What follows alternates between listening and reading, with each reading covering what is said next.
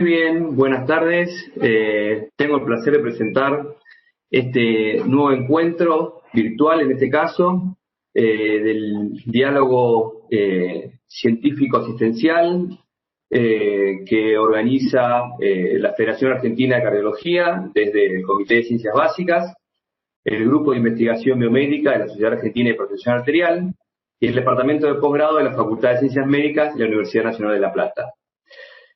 Bueno, como dije, es un placer. Hoy tenemos un tema que la verdad que es muy interesante. El nombre del simposio es Cannabis, el corazón como blanco terapéutico, aspectos clínicos y legales. Desde ya le agradezco a la audiencia que nos está viendo y escuchando, y por supuesto a los disertantes y panelistas que van a participar del simposio.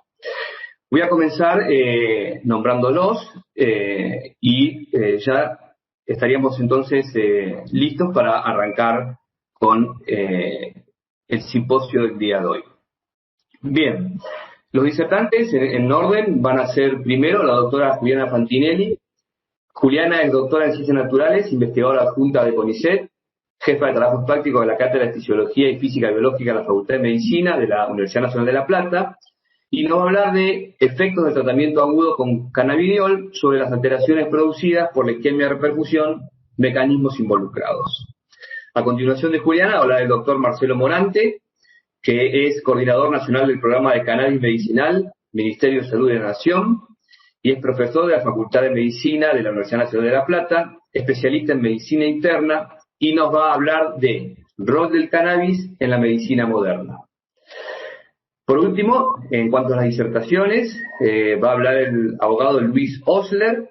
Es abogado, especialista en Derecho Penal y Garantías, diplomado en Políticas de Drogas, Salud y Derechos Humanos, el CIDE Aguascalientes, México, y es presidente del Centro de Estudios de la Cultura Canábica, CECA.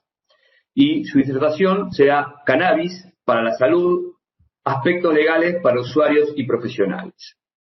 A continuación de las disertaciones, vamos a tener la participación de dos panelistas, dos especialistas, el doctor Marcelo Uriarte, que es secretario del Departamento de Posgrado de la Facultad de Ciencias Médicas, y la doctora Paola Ferrero, que es investigadora adjunta del CONICET, del Centro de Investigaciones Cardiovasculares de la Facultad de Ciencias Médicas de la Universidad Nacional de La Plata. Además, es profesora asociada del Departamento de Ciencias Básicas y Experimentales de la Universidad del Nordeste, de la provincia de Buenos Aires, UNNOVA. Bueno, desde ya les recuerdo que durante las disertaciones la audiencia podrá hacer las preguntas de su interés para cada disertante en el chat de la plataforma, luego de las disertaciones, como dije antes, vamos a escuchar a los panelistas, y después de los panelistas vamos a dar paso a las preguntas. En el caso de que no tengamos tiempo y no podamos responder a todas las preguntas, de todas maneras, estas van a ser respondidas por los disertantes y se van a contestar en las páginas web de la Federación Argentina de Cardiología y de la Sociedad de Hipertensión, la Sociedad Argentina de Hipertensión Arterial. Bueno, habiendo presentado entonces el simposio, estamos listos para escucharlos. Y en primera medida, entonces, nos va a contar sus resultados la doctora Juliana Fantinelli. Juliana, adelante. Hola, buenas tardes. Bueno, quisiera agradecer que me hayan invitado a participar de este evento y, bueno, voy a proceder a compartirles mi charla.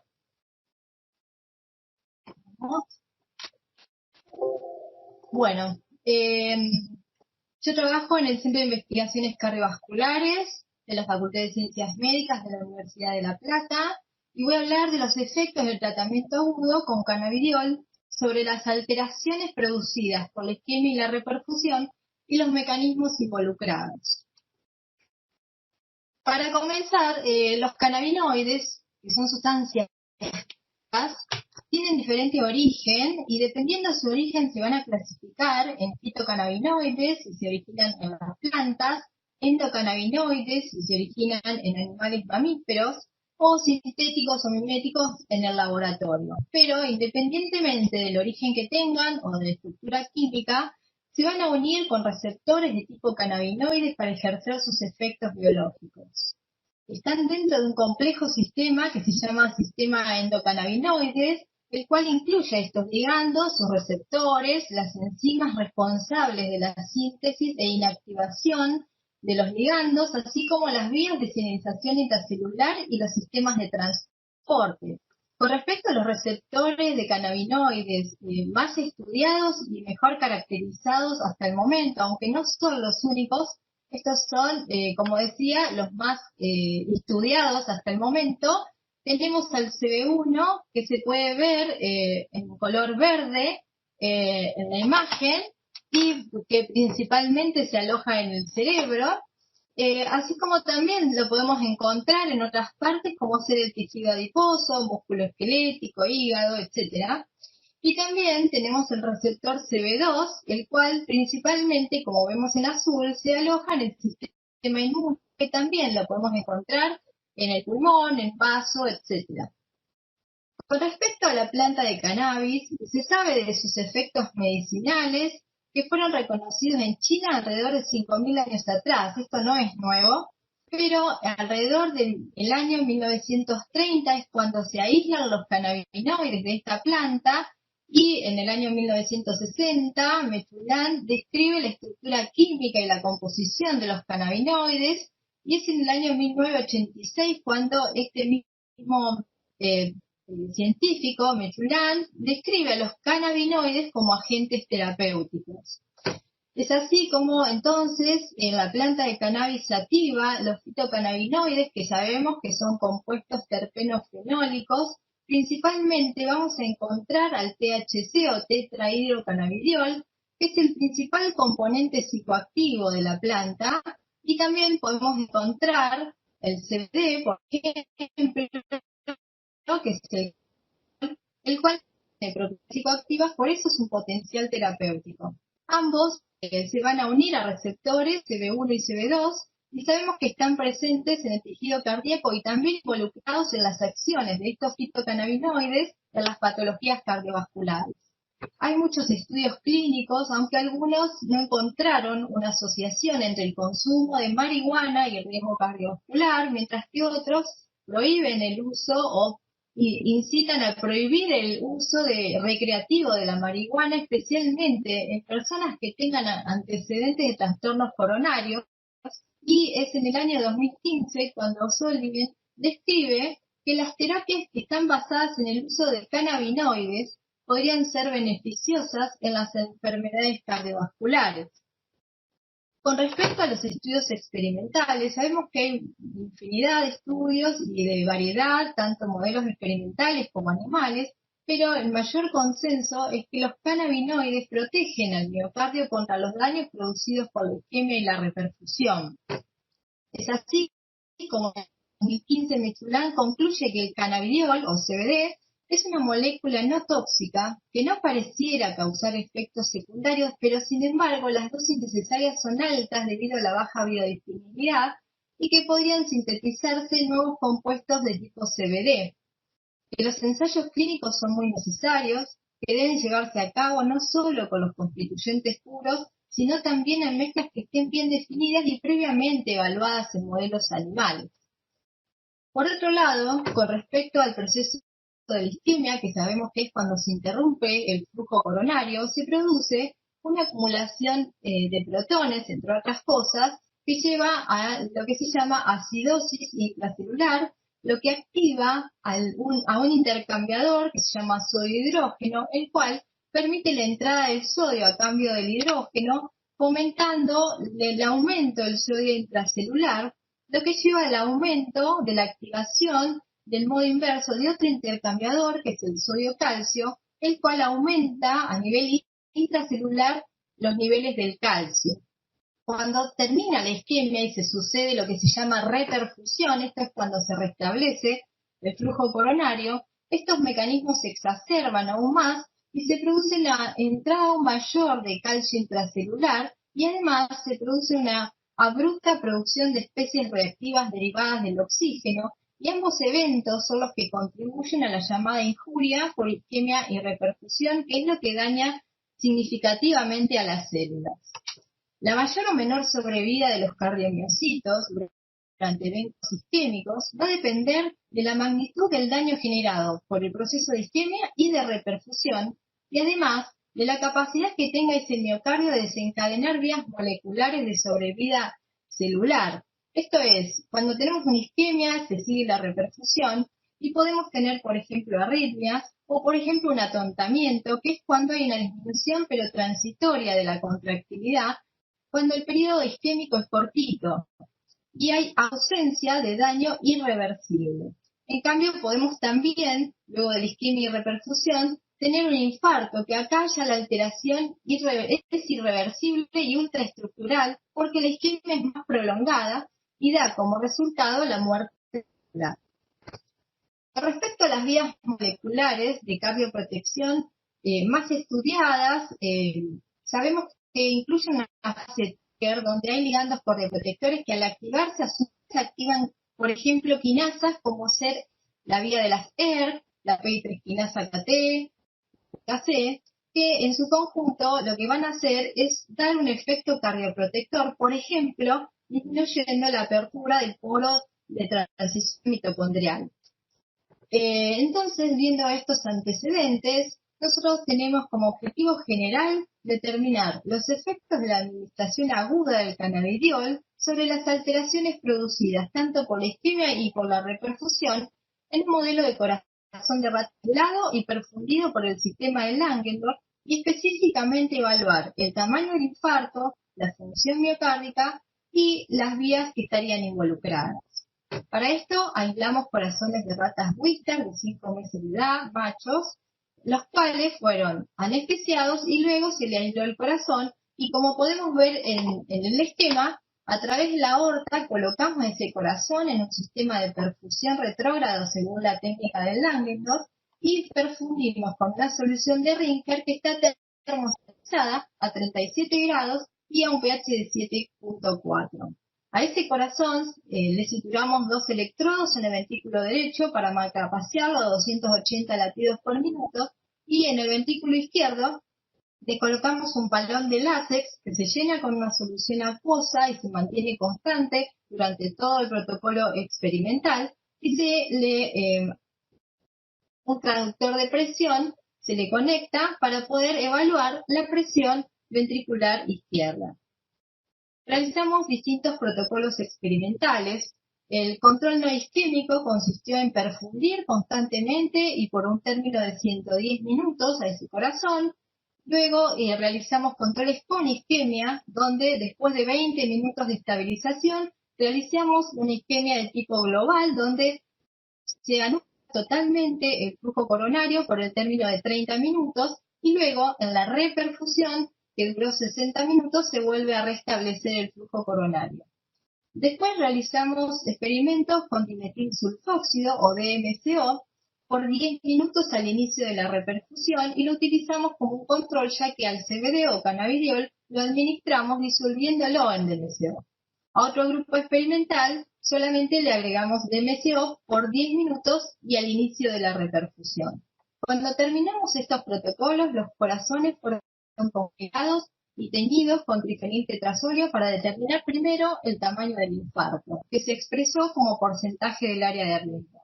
Como podemos ver en la columna turquesa, el tamaño del infarto para los corazones que sufrieron isquemia fue alrededor de un 30-33%, siendo que cuando administramos el CBD, el tamaño del infarto disminuyó y significativamente, dándonos un valor de alrededor de 6%.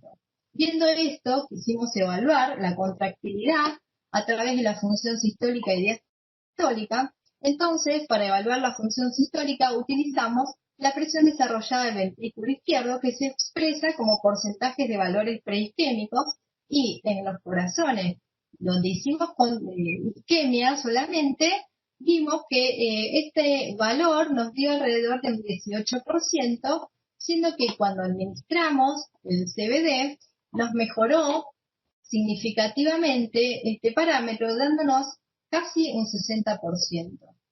Después, cuando evaluamos la función diastólica, esto es a través de la presión diastólica final y en milímetros de mercurio, pudimos observar que en los controles con isquemia nos dio alrededor de 58 mililitros de mercurio y cuando administramos el CBD nos dio un 18 más o menos milímetros de mercurio. Esto indica entonces hasta acá que tenemos el CBD dado por 10 minutos solamente y al inicio de la reperfusión una mejora en el tamaño del infarto ya que se ve reducido significativamente con respecto a los corazones que no tuvieron el CBD y además mejora tanto la función sistólica como la función diastólica con respecto a los controles con isquemia.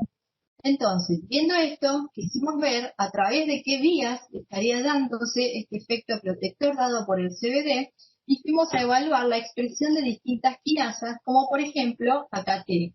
Y podemos observar en verde cómo nos da aumentada la expresión de esta quinasa al fosforilarse cuando aplicamos el CBD con respecto a los controles sin CBD.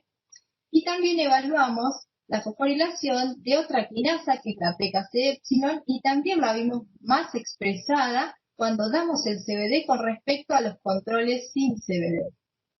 Dado esto, quisimos ver qué pasaba con la expresión de la óxido-nítrico sintasa endotelial y también observamos que hay mayor expresión de esta sintasa cuando damos el CBD con respecto a los controles isquémicos. Y por último, quisimos ver si estaban implicados o si había algún cambio en realidad en los corazones tratados con CBD con respecto a los controles isquémicos con respecto al receptor CB2.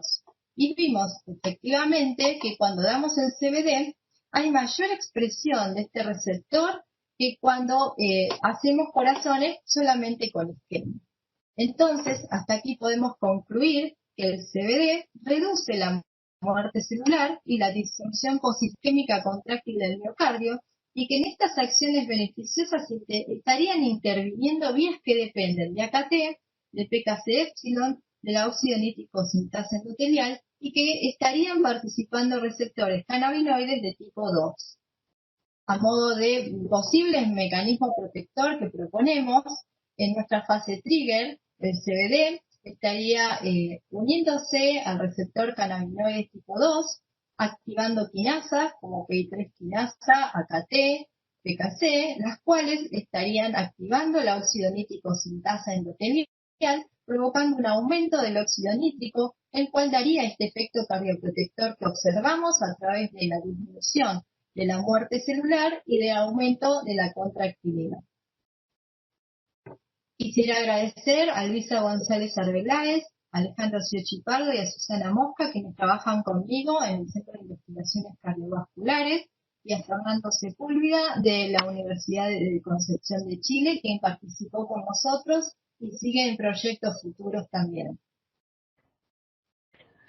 Bueno, muchas gracias, Juliana. Muy interesantes los datos. Interesante saber qué pasa en la isquemia con estos derivados del CBD. Entonces, siguiendo con la serie de disertaciones, ahora es el turno del doctor Marcelo Morante. Así que, Marcelo, cuando quieras. Perfecto. Ahí me evito. Bien.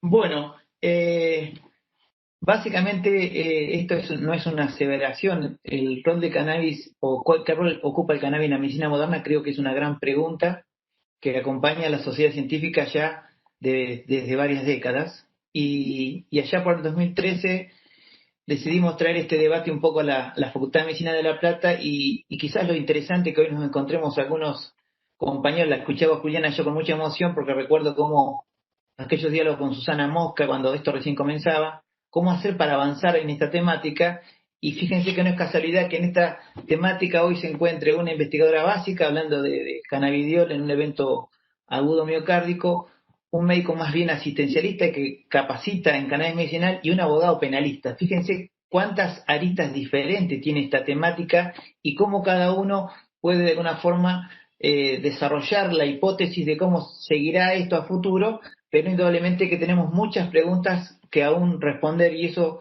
es quizás lo más interesante de esto.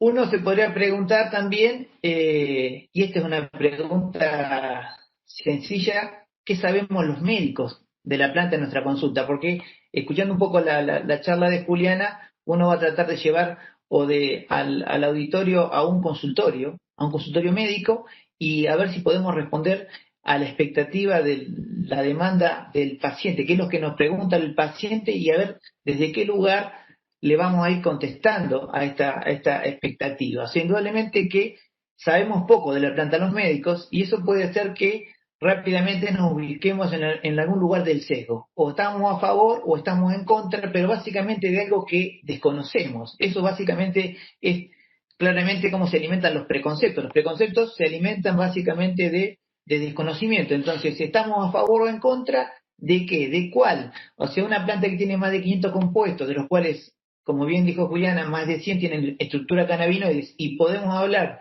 de unos pocos, y indudablemente que estamos desconociendo. O sea, que esa respuesta absolutista o concluyente que le podemos dar a nuestro paciente a favor o en contra, seguramente tiene un sesgo, y quien les habla ha tenido que trabajar mucho para a diario trabajar ese sesgo y tratar de ir capacitándome. Cuando sabía un poco más de los cannabinoides, de THC, CBD, empiezan a aparecer la bibliografía sobre el impacto que tendrían las estructuras no cannabinoides, sean estos terpenos o flavonoides, y esta interacción o este efecto sinérgico, cómo cambia totalmente el efecto del cannabis. Entonces, es indudable que navegamos en un mar de muchas preguntas sin responder, pero esto no inhabilita una herramienta. Yo creo que esto es un modelo de una herramienta con grandes potencialidades, pero la ciencia tendrá que avanzar e ir dando respuestas a estas cosas que nos preguntamos los médicos en la consulta.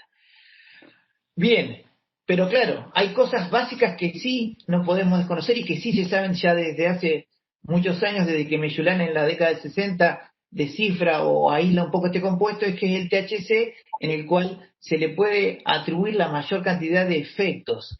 Tiene un perfil de seguridad más estrecho. Esto es un dato que lo tenemos que tener en cuenta, porque cuando uno piensa en el efecto del cannabis... Marcelo, ¿puedo interrumpirte un minuto? Sí. Ya la pantalla la está presentando porque no la estamos viendo. ¿No? Sí. ¿Ahí la ven? ¿Ahí la ven? Ahí está, ahí sí. Ahí está, perfecto. Ahora podés poner entonces presentación y la vemos. Muy bien, bueno. Perfecto.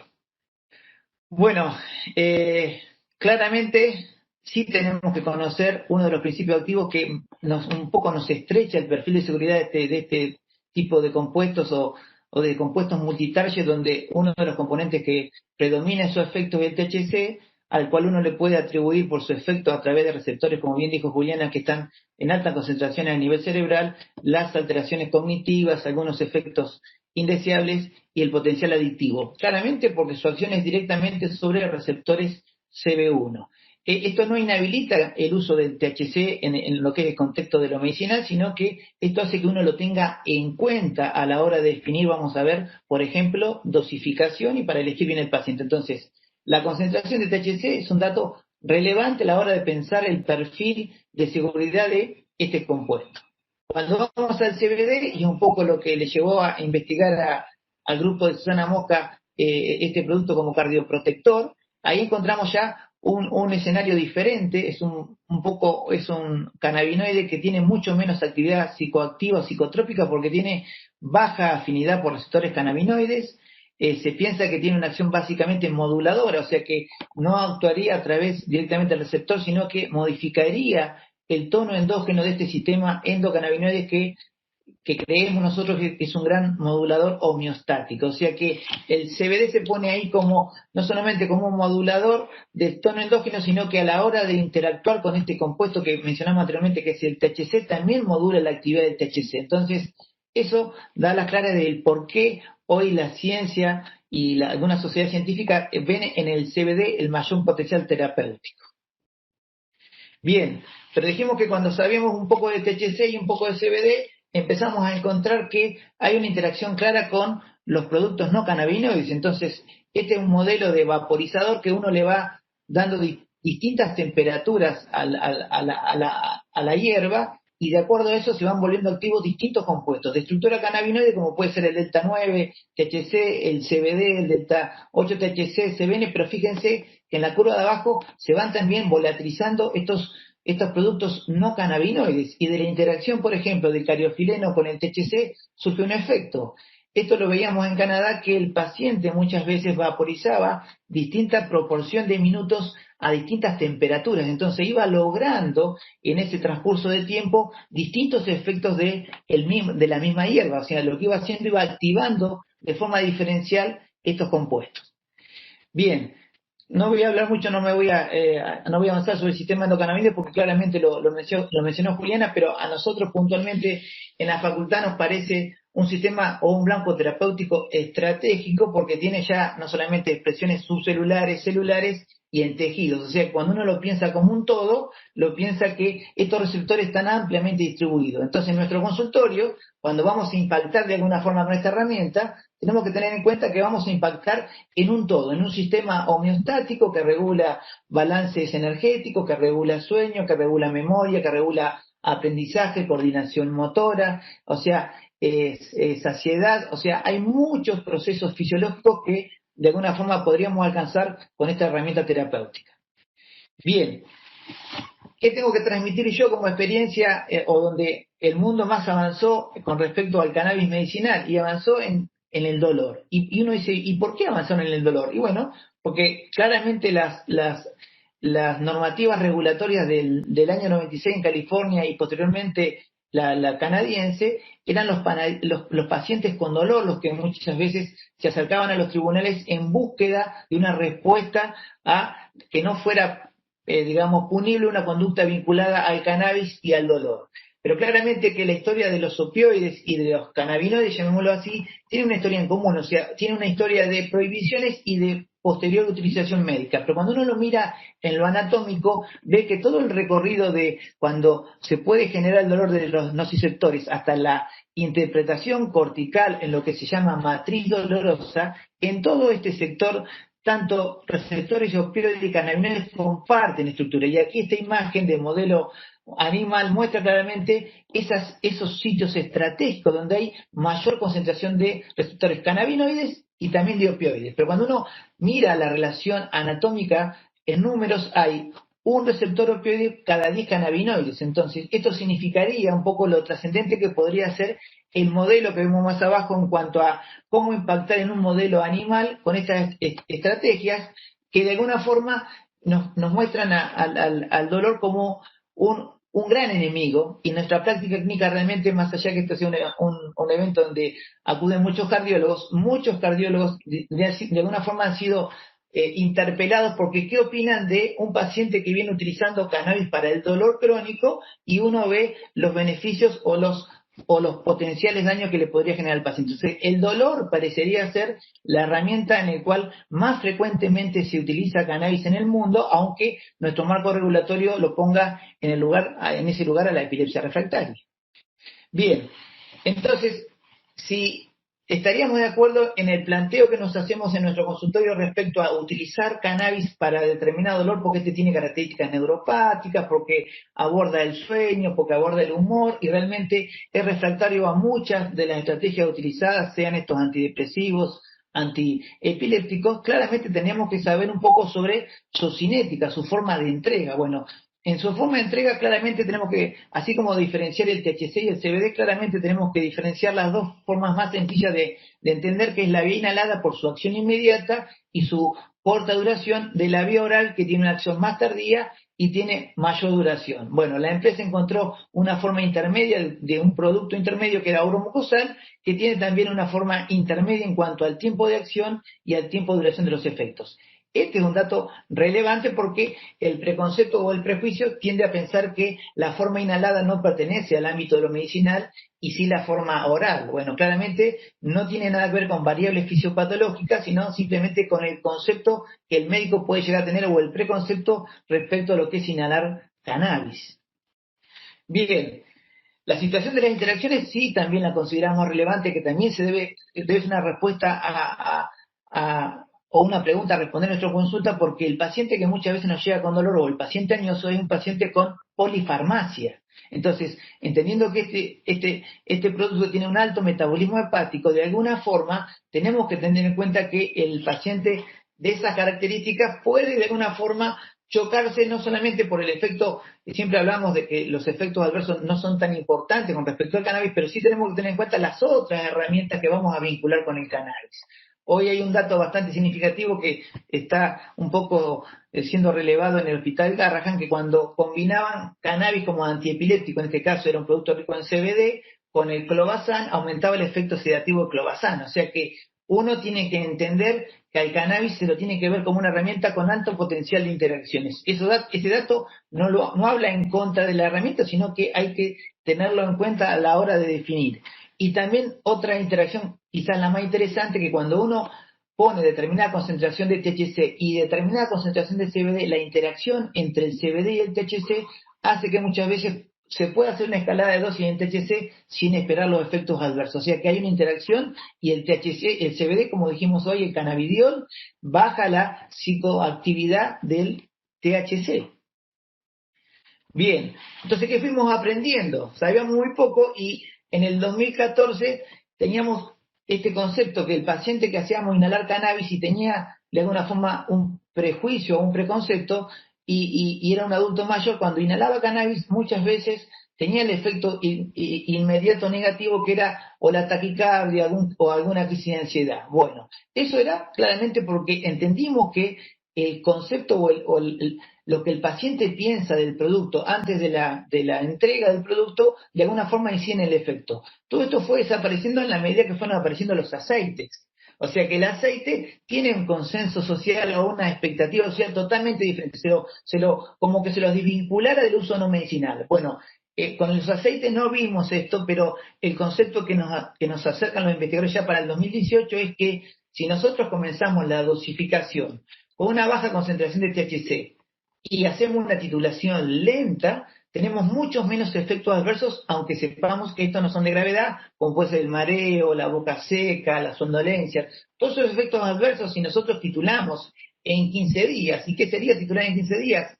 Por ejemplo, comenzábamos con 2.5 miligramos de THC, empezábamos por la noche, íbamos incorporando 2.5 cada 12 horas, 2.5 cada 8 horas, y posiblemente a los 15 días no pasábamos de los 20 miligramos días. Esa es una forma de alguna forma, achicar los potenciales efectos adversos que vimos que no son de gravedad. Pero eso es un dato interesante que muchas veces cuestiona la sociedad científica cuando dice que faltan los ensayos clínicos que nos permitan tener guías de dosificación. Esas guías realmente no son tan claras, pero bueno, esa es una forma de orientarnos. Hoy sabemos que en la epilepsia refractaria la dosis promedio va entre 10 a 20 miligramos kilo, un poco lo que marca la literatura mundial.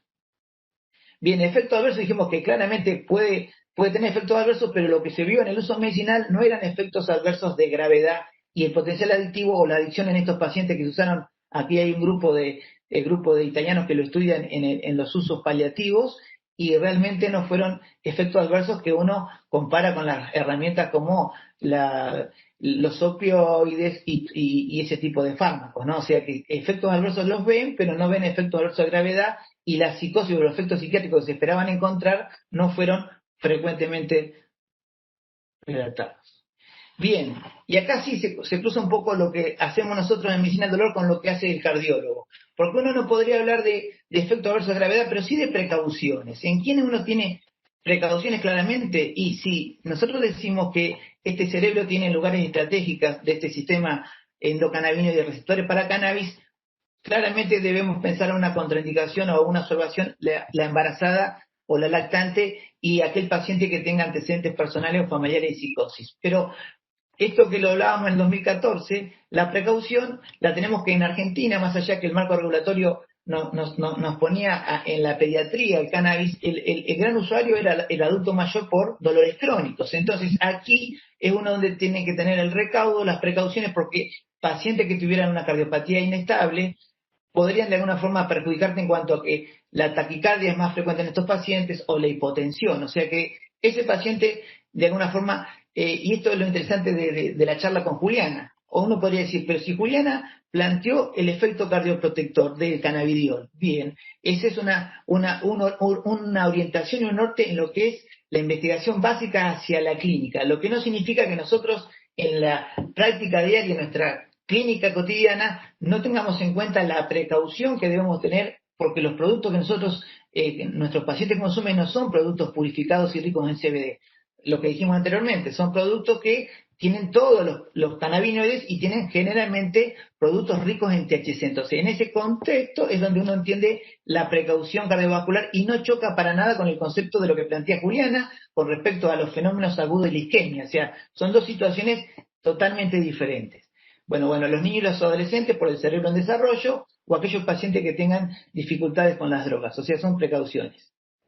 Bien, el mundo ya viene utilizando cannabis desde hace muchos años, o sea que la empresa, el desarrollo farmacéutico vio una primera ola cuando descubre Meyulán en el año 64 estos productos, entonces desarrolla dronabinol y nabilona como sintéticos de THC. Bueno, estos sintéticos que tenían una rápida interacción con receptores CB1, tenían la dificultad que cuando querían hacer la escalada de dosis, rápidamente se encontraba con el efecto adverso. Esto que le decía yo, esto de si yo me paso de los 20 miligramos de THC día, posiblemente rápidamente voy a tener efectos adversos. Y lo hacía a un costo elevado en aquel momento y no pudo superar las herramientas tradicionales. O sea, dronabinol y nabilona son parte de fármacos desarrollados pensando en el sistema endocannabinoide, pero puntualmente en el THC como producto a imitar.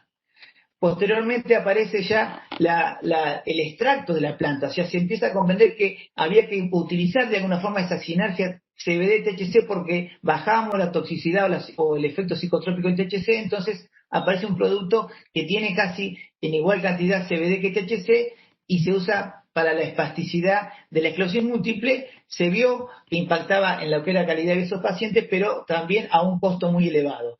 Quizás la forma más interesante es la de abajo, que quizás tiene un futuro, que es la planta en su totalidad con distintos rácteos. O sea que esto que en el 2014 se inhalaba y que posteriormente pasa a ser aceite, o sea que uno dice, voy a tener determinada cantidad de síntomas y voy a tener distintas posibilidades de combinaciones de THC con CBD y con distintos perfiles de terpenos y flavonoides. O sea que si yo busco una herramienta, una multipíldora, llamémosla así, acá vamos a encontrar seguramente la lógica de cannabis. Si la buscamos con el producto purificado, intentando interactuar o imitando el THC, nos chocamos rápidamente con el efecto psicotrópico. Ahora, si vamos a buscar la totalidad de los efectos, buscando variación, quizás ahí encontremos más oportunidad terapéutica. Bueno, un poco lo que revolucionó la medicina cuando la FDA aprueba el primer producto en base a la planta de cannabis. O sea, esto es un extracto rico en cannabidiol, que es un extracto de la planta, que aprobado por la FDA un poco cambió el rumbo de alguna sociedad científica.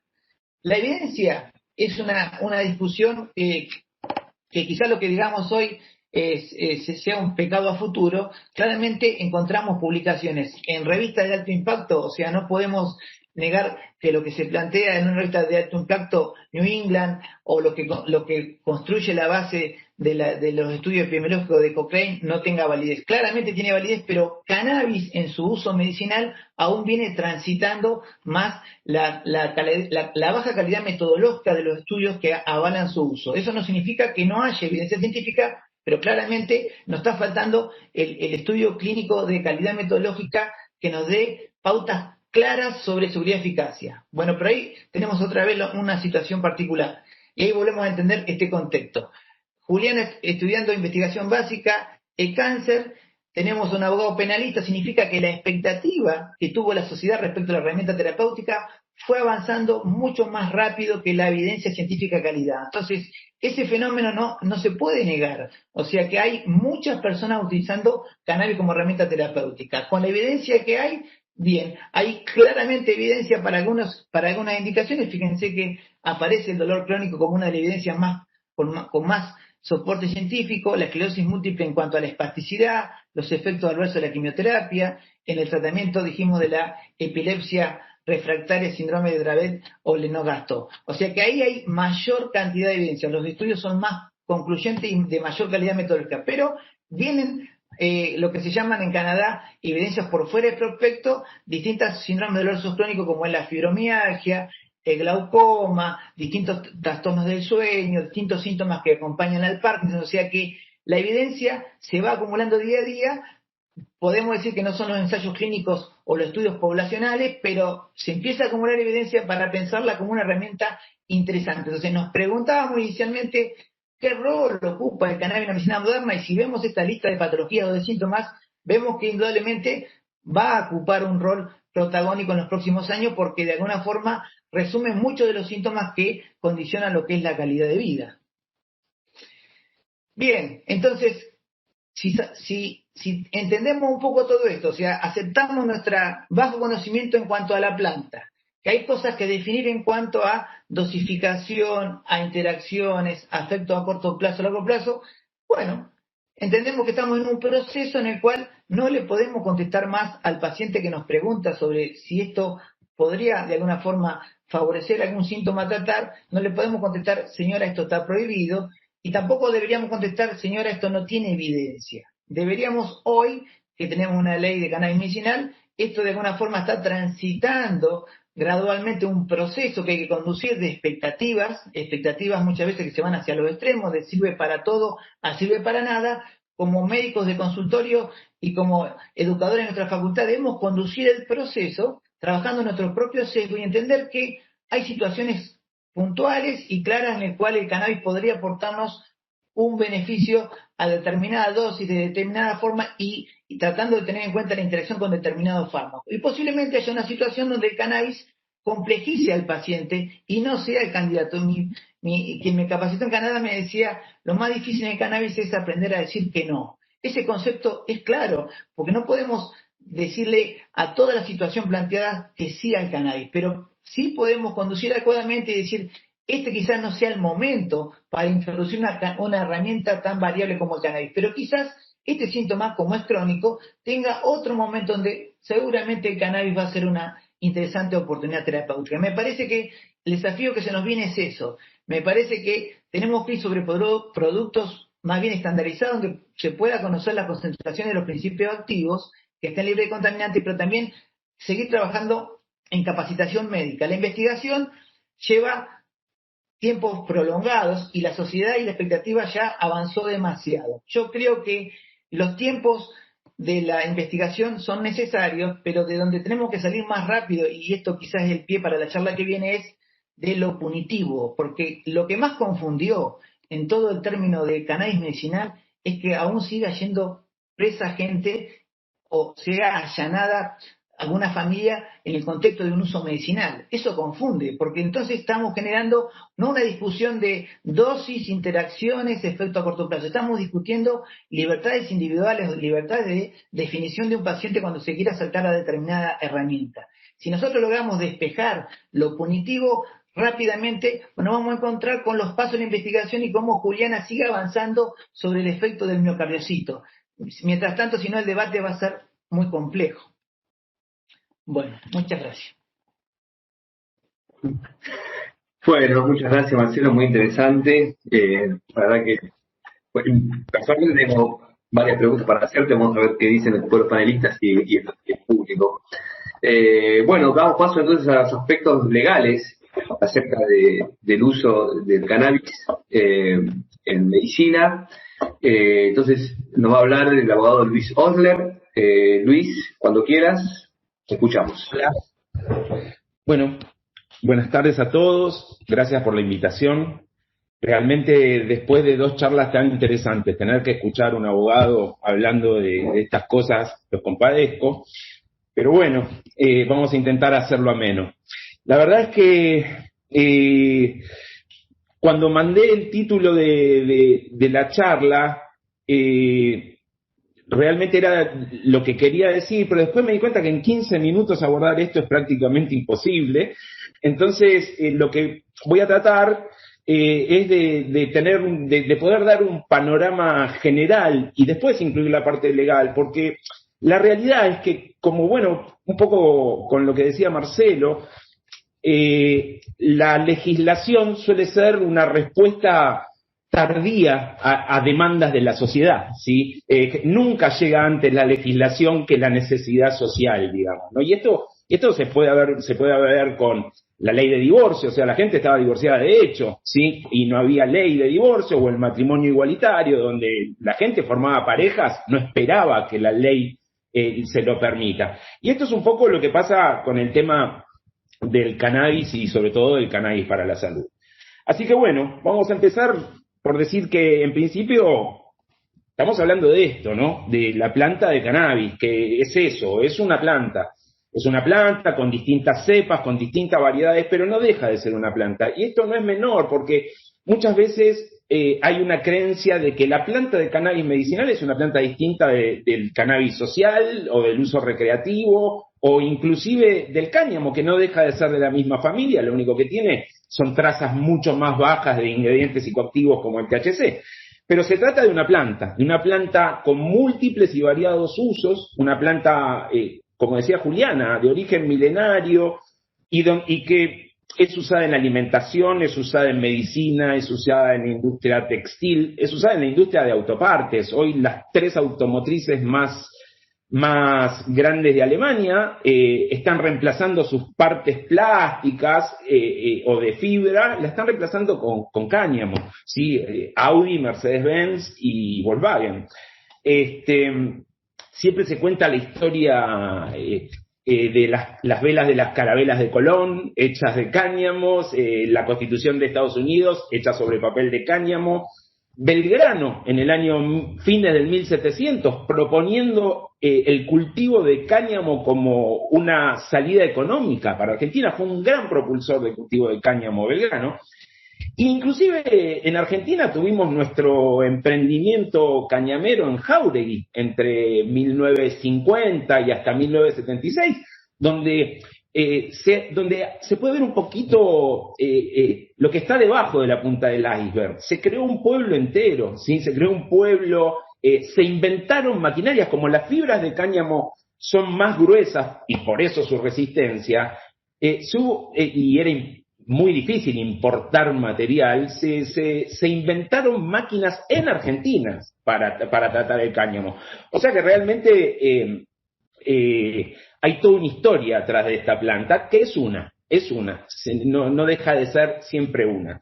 Del mismo modo, recién hablábamos, escuchaba a Marcelo hablar del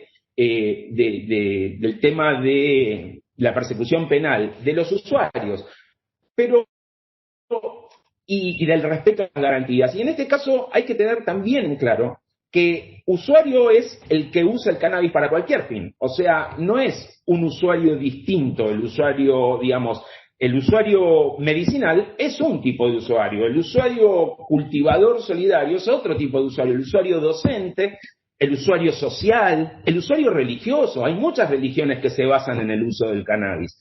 Y a su vez es transversal esto de ser usuario. No necesariamente uno es un tipo de usuario, ¿sí? Perdón porque no me tomé el tiempo y no quiero excederme, ahí lo pongo, sino que uno puede ser usuario de distintas partes, de varios usos. Uno puede ser un usuario medicinal, pero puede ser también un usuario docente, puede ser un usuario recreativo. Bueno, en fin, existe un universo de usuarios. También existen distintos modos y presentaciones. También esto lo enlazo con lo que habla Marcelo, porque tanto las presentaciones como los modos de uso es necesario conocerlos porque actúan en distintos tiempos, de distintos modos y de distintas formas. Acá vemos presentaciones tanto desde medicamentos farmacológicos, vemos lo que hablábamos, el aceite, que el aceite es el llamado aceite de cannabis, no es más que una extracción de cannabis hecha ya sea con alcohol tridestilado, ya sea con un método de prensado en calor, como puede ser un rosin, diluido en aceite, y acá podemos ver uno casero, uno de venta, digamos, más comercial, pero también pueden ser golosinas, alimentos, pomadas, y en cuanto a los modos de uso, fundamentalmente, y el modo más usado, la presentación más usado, sigue siendo la de la flor, que es esto, que es el cogollo, ¿no? Y generalmente vaporizado. Acá vemos algunos elementos de los que se usan. Acá a la izquierda vemos el llamado vulcano, ¿sí? Que es un vaporizador. ¿Qué hace el vaporizador? Evita la combustión de fumar un cigarrillo de marihuana y solamente separa los cannabinoides, o sea, uno solo inhala vapor de cannabinoides. Este vulcano es de alta precisión porque se puede llegar a la temperatura adecuada. A distintas temperaturas se liberan distintos cannabinoides, terpenos y flavonoides, que como veremos no es menor la interacción de ellos, pero por supuesto esto es muy común y yo creo que la primera vez que lo vi en una presentación de Marcelo, en un geriátrico donde pasaba una enfermera y suministraba directamente a los ancianos para que inhalen esto. Y acá vemos inhaladores portátiles a la derecha que sirven para lo que se llama el rescate. Como la acción por inhalación es mucho más rápida que la acción por ingestión, aunque menos duradera, ante un ataque de dolor, muchas veces es una solución muy interesante. Acá abajo vemos un inhalador, pero de extracciones, ¿sí? O sea, de la extracción sin el aceite. En definitiva, existen muchísimos, y acá no lo puse, pero inclusive, como vamos a ver, si bien se está dejando de lado, y con cierta razonabilidad, toda vez que la combustión del papel afecta la capacidad pulmonar, pero todavía, y en algunos lados, donde el cannabis medicinal es aceptado, se suministra a través de cigarrillos de marihuana, ¿sí? Bien. Acá me solucionaron muchísimo los anteriores porque me iba a meter en esto no solo tenemos el cannabis de afuera, sino que tenemos el de adentro, ¿no? Como, por supuesto, hablando con muy poco discurso científico, bien como abogado, que solemos hablar de todo. Acá tenemos el sistema endocannabinoide, que Juliana lo describió perfectamente, y descubierto por Meshulam, y es... como decían, una medicina multitarget, en el sentido de que una misma medicina puede afectar distintos síntomas, distintas patologías, ¿sí? Y lo que se habló en algún momento del efecto séquito, también, que es el beneficio de la acción de todos los componentes de la planta a la vez y no de su extracción molecular, ¿no? Bien. Ahora... vimos la planta, vimos los tipos de usuarios y ya me voy a meter un poquito más en el tema mío. ¿Qué es lo que separa a la planta de los usuarios? Y bueno, es la prohibición, sí, es la prohibición. La prohibición yo siempre hablo de que es arbitraria, hipócrita, encubridora, fracasada, pero en realidad útil para otros determinados intereses. Y esto es así desde que y es importante saber esto de la prohibición, porque muchas veces muchísimas veces, 100 años de prejuicios quizás morales o prejuicios a base de la desinformación respecto de la protección de la salud pública, y lo que hay que tener en claro es que la prohibición de ninguna manera cumple con sus objetivos formales. Ustedes van a ver que el objetivo formal de la prohibición es la salud pública, evitar muertes por consumo, el combate al contrabando, al narcotráfico, ¿no? Evitar el uso de sustancias prohibidas, y la realidad es que esto sucede exactamente al revés. Normalmente, desde las guerras del opio, desde la alianza posterior a la ley seca entre la política de la mano del Federal Bureau of Narcotics de Ashlinger, junto al imperio mediático de los Hertz y a la aparición del nylon del imperio de DuPont, que fueron realmente los verdaderos motores de esa prohibición.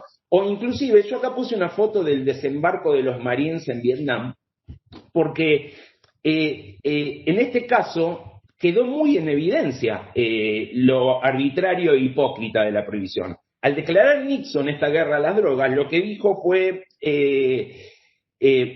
dijo que se trataba de una cuestión de salud pública, que era un flagelo, que era un deterioro para la juventud, y sin embargo, su secretario de Estado, John Daniel Ehrlichman, en una entrevista que se le hizo con mucha posterioridad, después de haber estado preso por el tema del Watergate y toda esa situación, él dijo que en realidad la prohibición de ninguna manera respondía a esos intereses, sino que en realidad la prohibición se trataba tenían una izquierda antiguerra y a los negros fomentando el pacifismo, no los podían perseguir directamente y que por lo tanto lo que hicieron fue asociarlos a drogas, a la heroína y a la marihuana, lo cual permitió, como siempre pasó, ejercer un control social, perseguirlos y seguir el objetivo real, que era continuar con la guerra.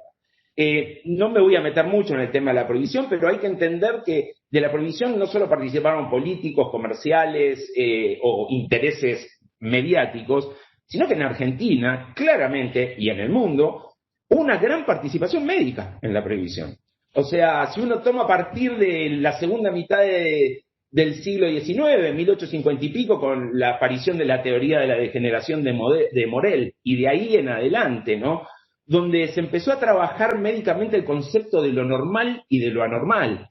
Atrás el higienismo y el sanitarismo, que objetivamente no merecen críticas, pero su utilización fue transformando ese anormal, quizás psiquiátricamente, lo fue transformando en una normal conforme a la normalidad de ese momento. Entonces, pasó a ser anormal el homosexual, pasó a ser anormal el indigente, pasó a ser anormal el alcohólico y, por supuesto, pasó a ser anormal el usuario de sustancias prohibidas.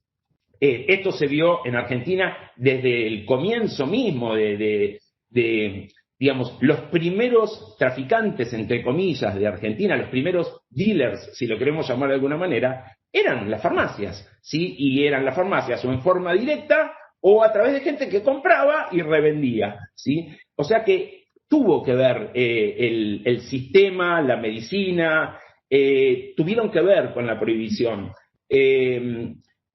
Fíjense la paradoja, en el gobierno de Onganía es un pequeño lapso en que no se persigue penalmente al usuario de sustancias prohibidas, pero a la vez se habilita la interdicción civil. Y fue peor todavía, porque nace lo que se llamó la alianza médico-policial, donde la policía tenía ni siquiera que pasar por un juez previamente para detener a una persona por la calle por estar borracho, por estar tirado, porque gritó o por lo que sea. Se le entregaba al neuropsiquiátrico, donde era recibido por los médicos. Después todo esto se judicializaba, se suponía que uno podía quedar internado hasta que se cure, y eso iba a depender de un médico, y así se alimentaron lo que se llamaron los laboratorios vivos, donde estos pacientes pasaban a ser sometidos a los tratamientos de moda en ese momento, por ejemplo el electroshock. Entonces, digamos, ¿esto a qué viene?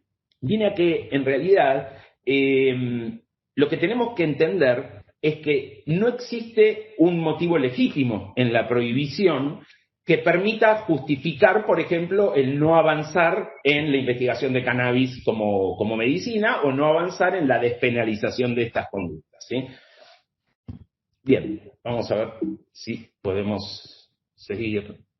Ahí va. Sin embargo, hay un nuevo paradigma. Esto que vemos acá a la izquierda, que ya es bastante viejo, ¿sí?, es un catálogo de medicina de un laboratorio israelí. Por más arriba vemos en los formatos, podemos ver los aceites, inhaladores, los cigarrillos de los que le hablaba, ahí están, y después por acá podemos ver las distintas genéticas, cuáles son sus compuestos activos, para qué sirve, para qué tratamiento, ¿sí?, cuándo usarla. Entonces este nuevo paradigma claramente, que está instalado ya, ¿sí?, y que nos muestra un aspecto hasta hace muy poco tiempo desconocido, por lo menos en Argentina, en el mundo se había avanzado mucho, implica aceptar ciertos nuevos conceptos, como por ejemplo el concepto de la multiplicidad disciplinaria. Yo creo que realmente hay que entender que hoy por hoy, en el estado que tenemos de investigación del cannabis y de uso médico del cannabis, es necesario una interrelación entre distintas profesiones y aún distintos oficios, ¿sí? La botánica, la química, la biología, pero también quizás el cultivo, dar lugar y no lo digo como una opción, sino como una realidad. Estamos viendo una reglamentación que va a tener creo yo, va a tener amplios modos de accesos o sea, eso va a abarcar desde productos farmacológicos a fitoproductos a accesos a productos artesanales, y los médicos se van a encontrar con esto, ¿sí? Se van a encontrar con este uso y no estaría nada bien que dejen de lado ciertos usos y no los acompañen. Por lo tanto, es necesario conocer estas cosas, ¿no? El modo de atención, que es otra cosa que yo le escuché a Marcelo hace mucho tiempo, o sea, la consulta de un médico que trabaja con cannabis medicinal no puede ser una consulta típica de 10 minutos, se necesitan muchas cosas, mucho conocimiento, una consulta intensa para poder prescribir. Ya vamos a ver ahora si se puede o no prescribir, pero para poder prescribir cannabis medicinal. O sea, de hecho, Israel, hasta no hace mucho, tenía un método donde el médico prescribía una terapia con cannabis y esa persona iba al laboratorio donde era atendido no por un médico, sino quizás por una persona entrenada, muy posiblemente una persona que haya sido un cultivador, un conocedor de cepas, y después de una entrevista en donde se le preguntaba cómo dormía, si dormía bien, sus problemas estomacales si los tenía o no, las posibles reacciones cutáneas, ahí decidía el modo y lo que tenía y el tipo de cepa que necesitaba ese paciente. Debemos tener en cuenta también que la medicina va a trabajar sí o sí con gente que viene del autocultivo, de los cultivos en redes, que va a tener que conocer sobre testeos, ¿sí? Digamos, el nuevo paradigma implica sobre todo, como decía también Marcelo, que lo estoy citando mucho, veo, capacitación, sobre todo capacitación, ¿no?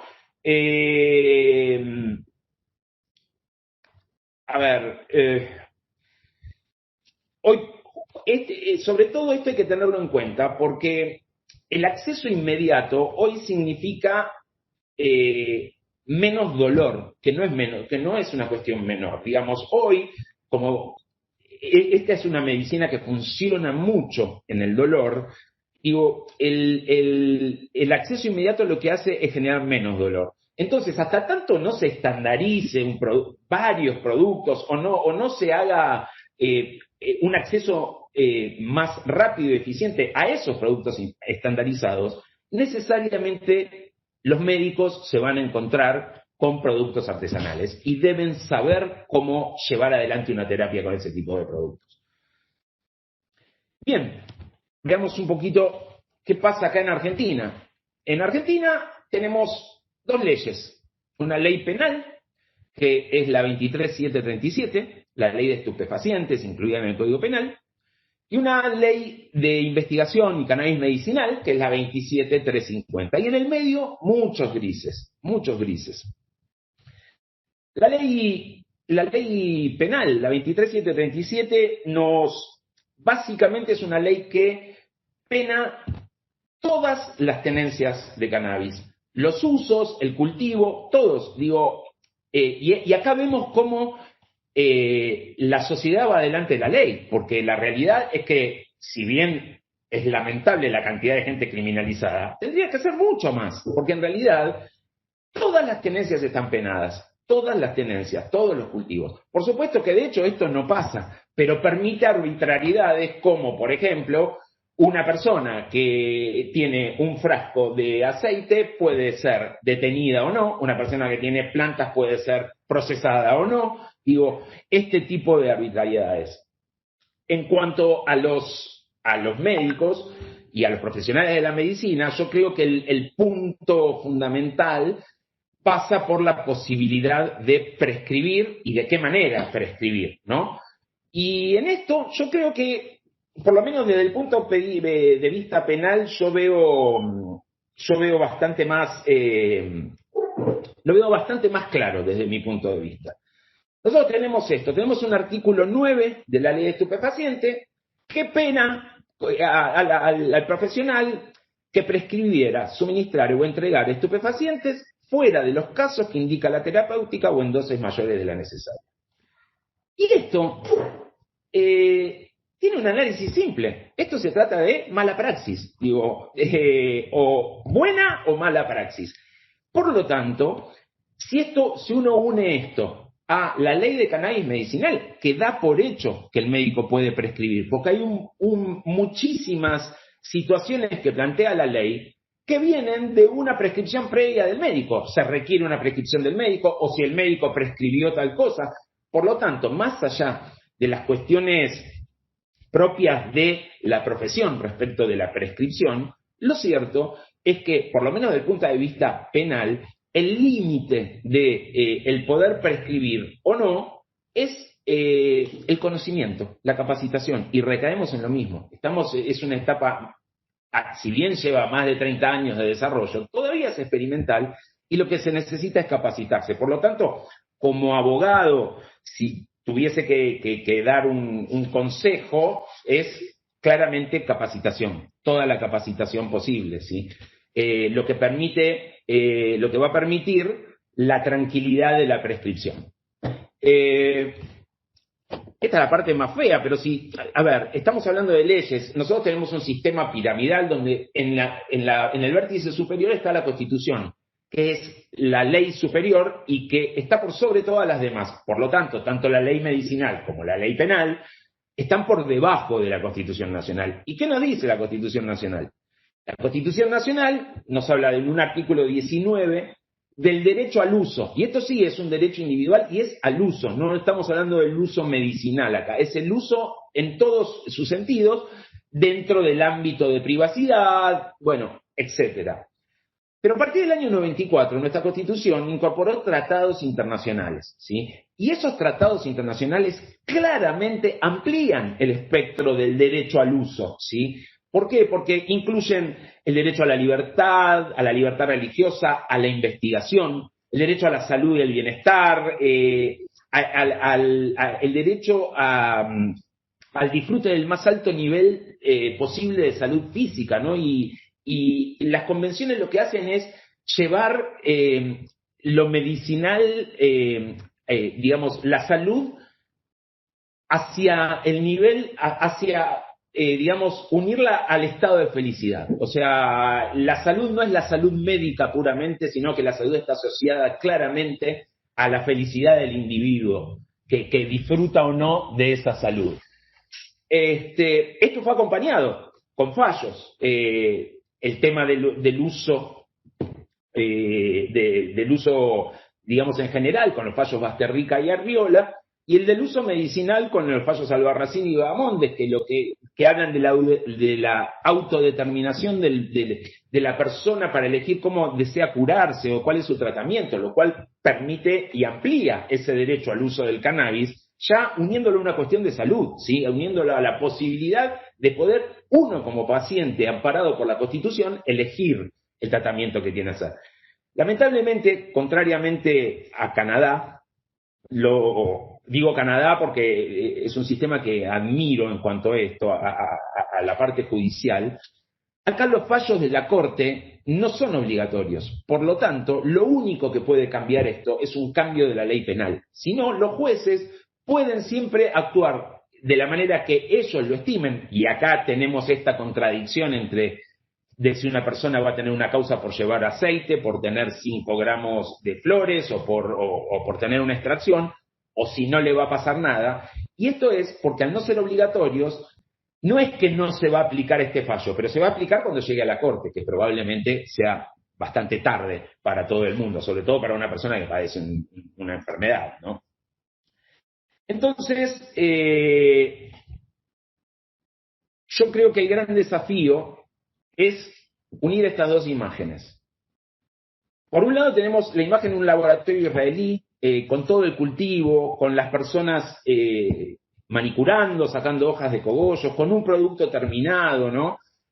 Con un amplio abastecimiento del producto en el mercado. Y por otro lado tenemos a una abuela que quiero mucho, que se llama María Eugenia Sarr, con su nieto Joaquín, que la verdad no es que estaba en contra de la industria o de los productos que podrían ser estandarizados, sino que lo que le pasaba a esto que decíamos, de que el dolor no espera. O sea, tenía un nieto que estaba sufriendo por una patología, que la estaba pasando muy mal. Ella encontró que podía hacer algo por él con el cannabis, se puso a cultivar, los vemos acá muy felices, ella realmente es una guerrera, logró una ordenanza en el lugar donde vive, San Antonio Oeste, que permite el cultivo, permite que las organizaciones generen aceite, permite que, digamos, en cierta manera, el ejercicio de la medicina canábica. Cuando le robaron sus plantas fue y lo denunció en la policía. Y un poco yo creo que el desafío es es unir estas dos realidades, que yo creo que en algún momento se van a volver a separar, y yo creo que ese momento va a ser cuando haya una regulación amplia, ¿sí? Porque hoy por hoy se juntan muchas cosas, o sea, está el usuario recreativo, pero que a su vez lo necesita medicinal, entonces en realidad cultiva, pero no tiene esos estándares de testeo y no los puede tener. En cambio, si tuviese un producto testeado y terminado y que le sirva, probablemente su cultivo lo dejaría para lo social y recurriría a ese producto que quizás le da más tranquilidad, como a muchísima gente, tener un prospecto, ver un modo de posología. Digo, entiendo que la misma prohibición es la que está cerrando este camino. Yo entiendo que digamos, el mundo ha avanzado en esto, ¿sí? Canadá, Israel, Estados Unidos, bueno, no voy a nombrar todos los lugares, y lo cierto es que en todos los lugares que avanzaron las regulaciones sobre el cannabis, ya sea sobre el medicinal, ya sea sobre el recreativo o sobre los dos, ¿sí? Que generalmente cuando se empezó por el medicinal se siguió con el social, y en las regulaciones amplias se lo reguló todo. Y lo que sí es una realidad es que con posterioridad a eso bajaron los consumos de las llamadas drogaduras y sobre todo también bajaron los consumos de sustancias adulteradas, como podría ser el cannabis del narcotráfico, que en nuestro caso es el que llega de Paraguay, por ejemplo, por productos de mayor calidad.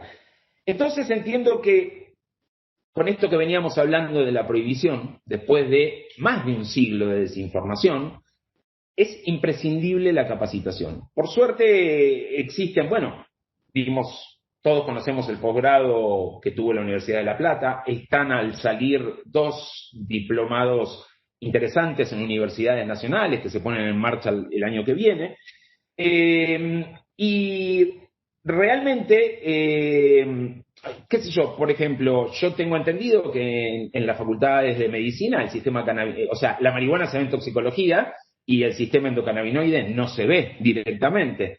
Por lo tanto, fíjense lo que estamos hablando, todo lo que surge de esto que escuchamos en las charlas anteriores, y de golpe uno no lo puede estudiar en la universidad donde va a estudiar para hacer lo que quiere ser. Lo mismo pasa con los abogados, ¿eh? Esto lo vemos en la ley de estupefacientes, ¿no? Y cuando lo podríamos ver en otras materias que nos permita generar sistemas productivos, capaz, a partir de esto. Yo entiendo que la capacitación es equivalente a seguridad. Seguridad para el médico, porque el médico capacitado está cubierto de esto que estábamos hablando antes del artículo 9. Y seguridad, por supuesto, para el paciente, que más seguridad que tener un médico capacitado en el cual confiar, ¿no? Y también entiendo que más allá de las preferencias del profesional, que claramente viene de una educación basada en determinados productos médicos que ya tienen un modo de presentación con ciertas dosificaciones. Lo cierto es que lo que decía antes, que se van a encontrar con hoy por hoy, una importantísima cantidad de preparados artesanales que están en juego y que deben conocer sobre eso, deben atender las necesidades de esos pacientes. Y esto se ve, la única forma hoy de superarlo es a través de capacitarse. Hay una gran oferta de capacitación. Mejores y peores, pero hay una gran oferta. Yo creo que el desafío supera la visión medicinal del cannabis, que es como una punta de iceberg, y que el desafío en realidad es entrar en una visión de matriz productiva, en todos los aspectos. Digo, que por supuesto incluya el aspecto medicinal, ¿sí? Pero que no excluya los restantes aspectos. Porque realmente lo que se está viendo a nivel mundial es que el avance hacia una regulación integral, amplia, un control del estado del cannabis que le permita tener datos ciertos, trabajar con estadísticas que hoy no existen, no solo va a ser superadora del momento actual del cannabis medicinal, sino que va a ser superador del momento productivo actual. Creo que va a ser una visión que va a ser ampliadora de derecho y generadora, entre otras cosas, de empleo y de producción.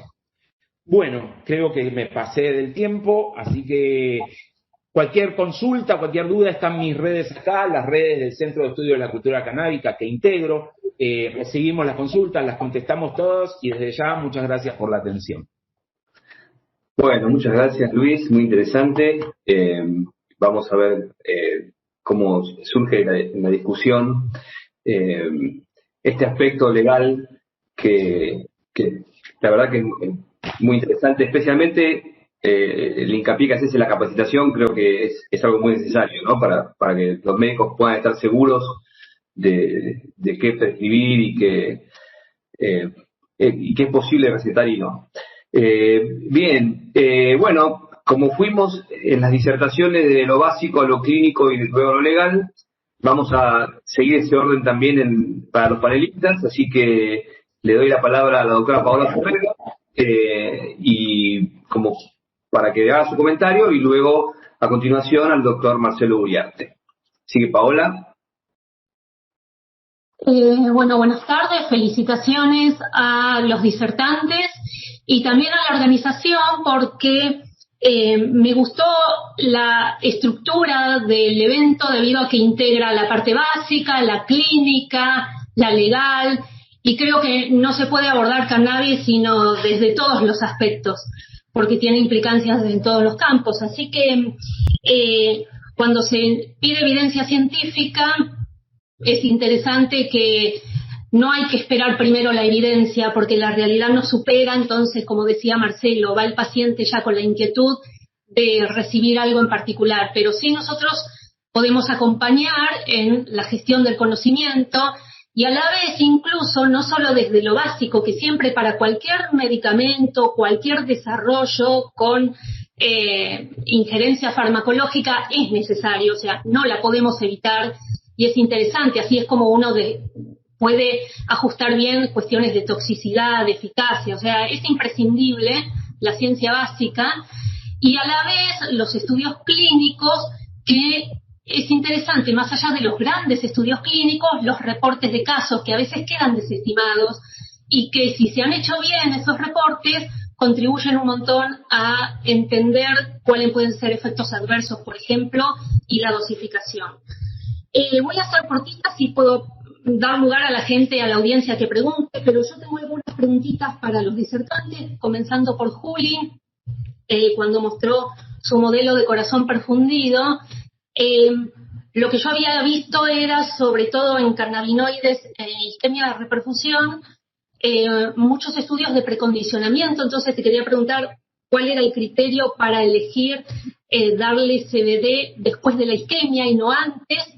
Y después, otra preguntita que me había notado en función de lo que venías contando, es que no me acuerdo si lo mencionaste sobre los tiempos en los que vos evaluabas las fosforilaciones de todos esos componentes de una posible vía de señalización que contás, que puede mediar la respuesta a los cannabinoides, no me acuerdo a qué tiempo, y si es tempranito y la pudieron seguir en el tiempo esa fosforilación y ver más adelante para ver si es algo inmediato, que después si se daba el CBD eso revierte o no. Esas son las preguntas para Juli. Después paso a una preguntita para Marcelo sobre qué considerás, Marcelo, que se puede hacer a corto, a mediano o a largo plazo para educar a los colegas médicos que hoy por hoy, con un poco de miedo o desconocimiento, todavía se resisten a ayudar al paciente que le va con la inquietud de consumir cannabis. Y después, sobre lo que comentaba Luis, la verdad que más o menos hemos venido siguiendo un poco sobre si se va a mejorar la ley actual para ampliar la investigación y ampliar también las patologías que pueden ser tratadas con cannabis. ¿Cómo va eso? Si sabes más detalles sobre la reformulación de la ley. Y a la vez un comentario último es qué notable lo de la sociedad, que uno habla del aspecto legal, ¿no? Si el paciente, el cultivador está criminalizado o no, pero también que es el vecino el que denuncia. Eso todavía me sigue llamando la atención. Uno siempre piensa en el sistema judicial, en las leyes o no leyes, pero el tema es que la sociedad todavía no toda entiende bien el concepto del cannabis en el sentido del aporte bueno que puede tener, y que denuncian al vecino. Y a lo mejor es una mamá que está preparando el aceite para su hijo o cualquier otra situación parecida. Eso me sigue impresionando un poco. Que hay que insistir en que la sociedad pueda ver otros aspectos que no sea la criminalización. Así que bueno, con esas preguntitas hay muchas más, pero la idea es que todo el mundo tenga la oportunidad de preguntar. Bueno, así que empiezo. Elegimos justito al inicio de la repercusión justamente dar el CBD, porque sabemos que en los primeros minutos de la repercusión es cuando se produce la mayor injuria. Entonces, que yo había mostrado, no sé si recuerdan, que es donde se va a dar la mayor producción de especies reactivas ligadas del oxígeno, así como la mayor sobrecarga de calcio, porque debido a que se restablece el flujo coronario y ese oxígeno ingresaría después de estar 30 minutos, ese corazón sin aporte de oxígeno. Bueno, dar de golpe en la reperfusión ese flujo con el oxígeno implica, a pesar de que estaría bueno para reactivar las funciones de la célula, produce daño, como venía contando. Entonces justamente quisimos atacar justo cuando se produciría el mayor daño, que es al inicio de la repercusión, dando justamente el CBD, que sabemos que tendría, o suponíamos que iba a ejercer un efecto cardioprotector. Quisimos atacar justamente entonces al tiempo que nosotros pensamos que habría más daño luego de la isquemia y al inicio de la repercusión. Y con respecto a las quinasas, evaluamos su fosforilación justo al término de cada protocolo experimental.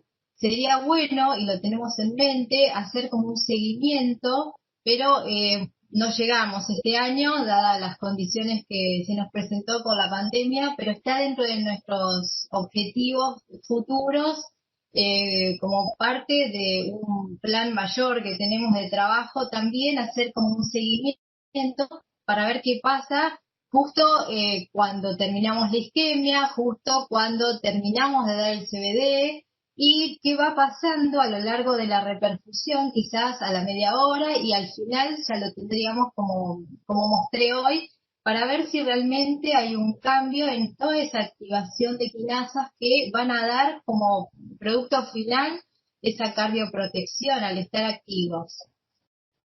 No sé si con eso te respondo, Pau, las preguntas. sí, perfecto. Y después una última cosita, ¿pensaron en agonistas y antagonistas de CB1, CB2, después para corroborar como controles? Estaría bueno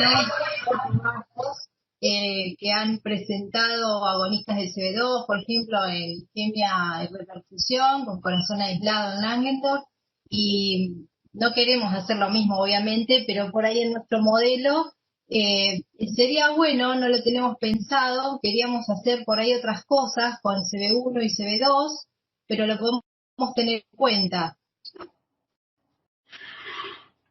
Perfecto, gracias, Juli. De nada. Marcelo. Sí, perfecto, sí. En lo que respecta a capacitación, me parece que, bueno, claramente es una necesidad y uno entiende a la educación como transformadora de realidad. O sea, me parece que desde ese lugar vamos a poder realmente contener esta situación de dificultad que nos encontramos hoy en los consultorios, de esto de que haya allanamientos, de que el marco, pero es un proceso de continuidad. O sea, uno no se podría plantear, muchas veces uno plantea un determinado posgrado, actividad de posgrado que dure 6 meses, un año, pero uno entiende la educación médica como un proceso continuo, y para mí esto que La Plata haya involucrado desde 2015 el sistema endocannabinoide, yo doy un seminario y un trabajo práctico de esta temática, ya de 2015, o sea, ya tiene 5 años de que de alguna forma el nuevo alumno tiene un acceso a una información que yo no tuve en mi capacitación, y el ministerio como su totalidad lo que tiene que hacer, y que creo que es relevante esta nueva reglamentación, es que de alguna forma conveniar con los actores de la sociedad civil para capacitación, porque esto tiene una mirada diferente a la sociedad científica, entonces todos tendremos algo que decir en este proceso, y esas mamás que de alguna forma empujaron la ley, aquellos cultivadores que de alguna forma se expusieron a esta situación de penalidad, todos tenemos algo que decir. Entonces, me parece que si se hace ese tipo de convenio con universidades, con organizaciones civiles, con las distintas, digamos, estructuras que tiene ya el ministerio para capacitar, pero hay que darle el tiempo necesario. O sea, investigación y capacitación son procesos a largo plazo. Y el acceso sí es un proceso a corto plazo, o sea que me parece que tenemos lo urgente y lo continuo. Investigación y capacitación es un proceso de continuidad, y resolver el acceso y salir de esta trampa de que haya gente presa, me parece que eso es lo urgente y lo inmediato. Gracias, Marcelo. Y bueno, la última pregunta era para Luis. Sí, voy a empezar por la del vecino, que es la inquietud del vecino denunciante. A ver, el vecino denunciante va a existir siempre que la justicia se lo permita. ¿Sí? Acá yo la culpa se la he hecho a la justicia. El vecino es como es, no puedo ir contra él, pero la justicia tendría que tener otro control. Si uno toma en cuenta lo que dicen los fallos, y si nuestra justicia adoptase los fallos en forma directa, lo cierto es que no bastaría que un vecino diga que hay plantas en tal lugar, porque lo que los penalistas llamamos noticia criminis no es esa.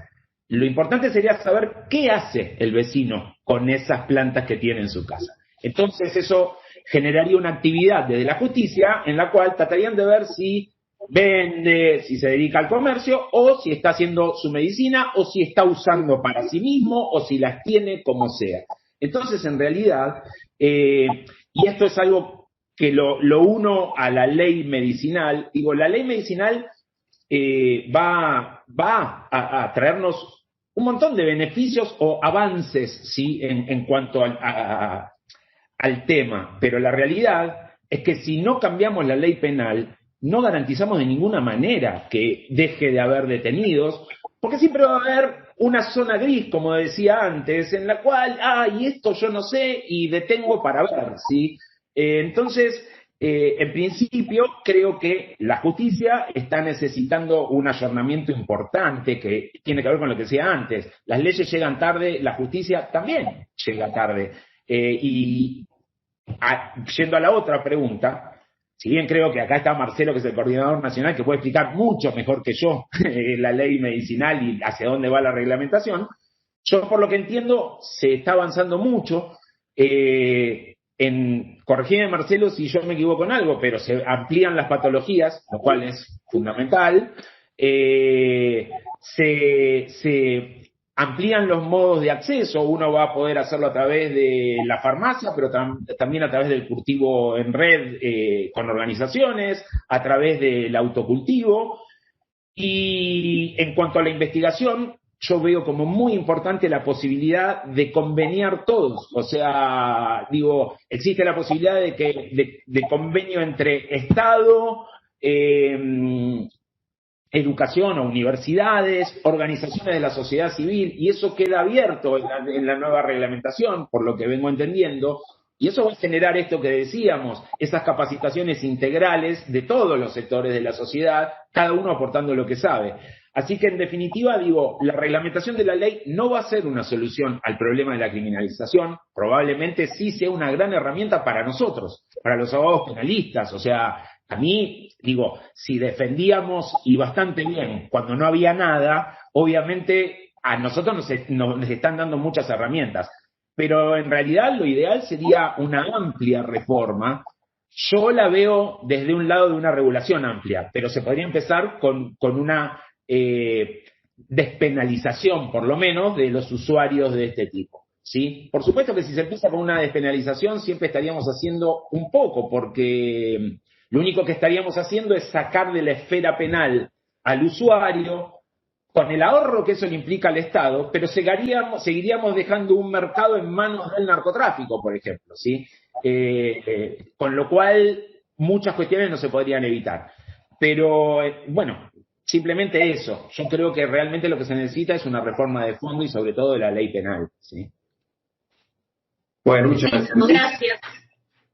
Bueno, damos paso entonces al doctor Marcelo Uriarte para escuchar sus comentarios y preguntas. Marcelo. Sí, bueno, muchas gracias. Creo varios elementos muy importantes. Lo que decía Marcelo Morante, creo que la capacitación y la educación médica son fundamentales. Muchos de nosotros llegamos al sistema endocannabinoide después de muchos años de ejercicio profesional. Y obviamente es importante también tener un marco regulatorio, porque desde la visión de un cardiólogo, yo me llevo muchas cosas de la charla de hoy. Primero, lo que dijo Juliana Fantinelli es clave. Ella ha dado datos de investigación que desde el punto de vista clínico serían revolucionarios. O sea, lo que ella plantea desde investigación básica en un marco de investigación clínica, sin ninguna duda sería trascendental. Los datos que ella dio son extremadamente importantes. Una disminución del 30 al 6% del tamaño del infarto en un modelo de cardioprotección a partir de la isquemia y cuya repercusión. Yo me hago otras preguntas. En la sala de hemodinamia, cuando uno está con un infarto agudo de miocardio y realiza una angioplastia primaria, se genera una reapertura de la arteria con una repermeabilización y mejoría del flujo. Habitualmente hay arritmias que son letales. Me aparecen episodios de fibrilación ventricular que requieren rápidamente la cardioversión para salvar la vida del paciente. Bueno, ahí hay otra línea de investigación sobre el cannabidiol, sobre el CBD, a ver si tiene algún efecto antiarrítmico, precisamente por esta protección. El otro elemento muy importante es que también hay una franja mejoría de la función sistólica y diastólica.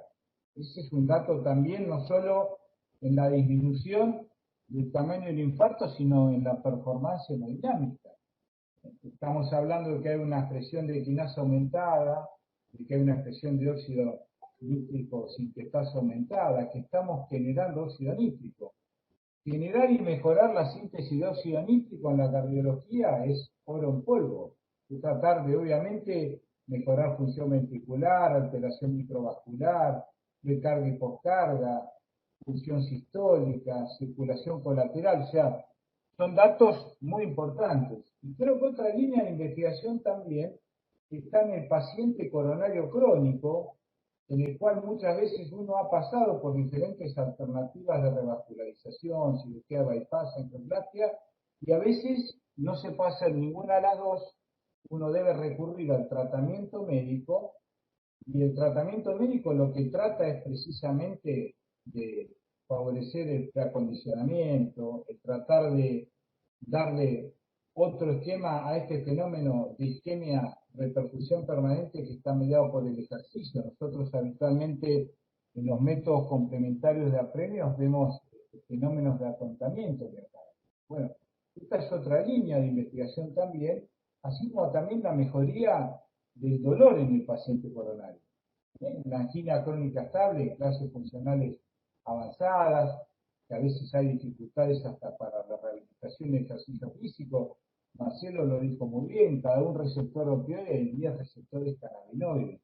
Pero creo que se abre, sin ninguna duda, una línea muy interesante de investigación sobre algo que la cardiología todavía ha trabajado, pero muy poco. Cuando nosotros hablamos de receptores endocannabinoides, cuando hablamos del uso del cannabis, bueno, habitualmente uno ve los datos de la clínica, pacientes que vienen con arritmias por ahí por consumo de marihuana o que vienen con cambios en la las cifras funcionales, o aquellos que pueden llegar a tener un daño miocárdico y tener un fenómeno de miocardiopatía similar al Takotsubo, que es una miocardiopatía por estrés. Y creo que también hay otra línea de investigación, también sobre una patología que es bastante letal en la cardiología, que son algún tipo de miocarditis, en el cual también toda esta hipótesis de CDD de cannabidiol me parece que sería muy trascendente. Entonces, para nosotros como clínicos, sin ninguna duda, esto implica un gran desafío. Y creo que el avance de las ciencias básicas es fundamental, y bueno, y también está el marco normativo para poder investigar en clínica un nuevo target, un nuevo órgano que sería el corazón. Bien, muchas gracias, Marcelo. Bueno, vamos a hacer entonces algunas preguntas del público, no tenemos mucho tiempo, pero voy a elegir al menos una para cada uno de los disertantes. Hay una pregunta para Juliana que me parece que es interesante porque Juliana dice que al principio de la reperfusión se produce daño por una especie de explosión de especie reactiva del oxígeno. Lo que Juliana mostró fue activación de quinasas. La pregunta es si están relacionadas esa activación de quinasas con un efecto antioxidante del CBD. La pregunta en definitiva es si el CBD, si vos sabés, si tiene efectivamente efectos antioxidantes o no. Mira, nosotros hicimos experimentos previamente a utilizar el CBD solo, como mostré hoy, con un extracto de la planta de cannabis sativa que contenía THC, CBD y CBN, y vimos, ahí sí medimos el efecto antioxidante, y efectivamente pudimos comprobar que sí tiene un efecto antioxidante el dar, luego de la isquemia de 30 minutos, 10 minutos al inicio de la reperfusión, ese extracto de cannabis.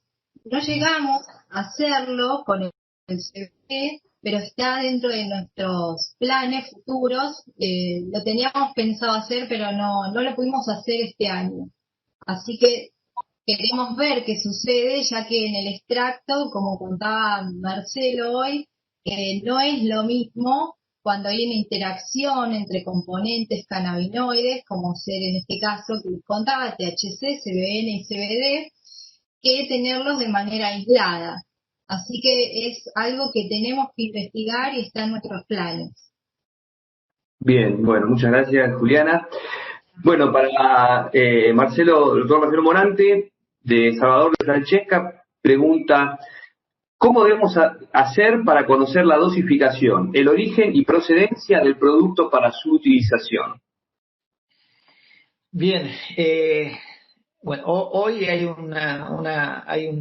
las universidades, básicamente hay ciertas áreas de toxicología que están usando sus cromatógrafos para brindar un poco el servicio ese puntual de concentraciones de THC y CBD, y es puntualmente lo que yo me refería a los convenios necesarios que tiene que hacer el Estado con esas universidades para que de alguna forma den un marco de seguridad a los productos que ya sabemos que están circulando. O sea, creo que el marco regulatorio, y un poco lo que decía Luis, es que lo que hace de alguna forma es regular lo que ya está sucediendo. Ya está sucediendo que las universidades de alguna forma hacen los estudios necesarios para definir concentración de principios activos. Eso por un lado.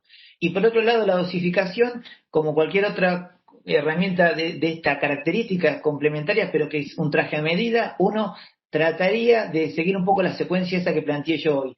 O sea, la menor concentración de THC posible, si yo conozco la concentración de THC, y no pasarme de 20 a 30 miligramos. O sea, hacerlo paulatinamente baja mucho los efectos adversos, pero esa concentración de THC tiene que ver a su vez con la concentración de CBD. Si yo tuviera una concentración de CBD y yo mostré ese producto que tenía 2.7 y 2.5, permite hacer una escalada mucho mayor de THC porque estoy de alguna forma equilibrando con CBD.